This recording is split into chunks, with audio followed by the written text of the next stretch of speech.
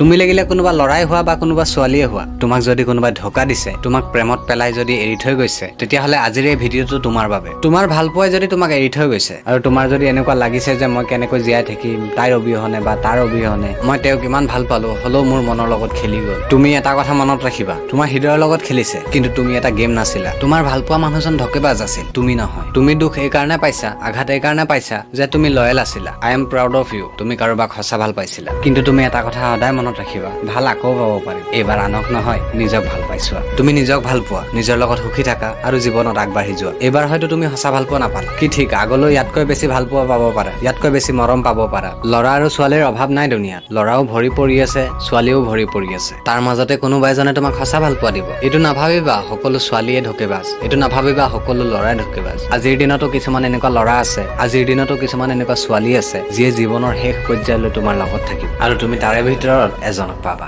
ধন্যবাদ।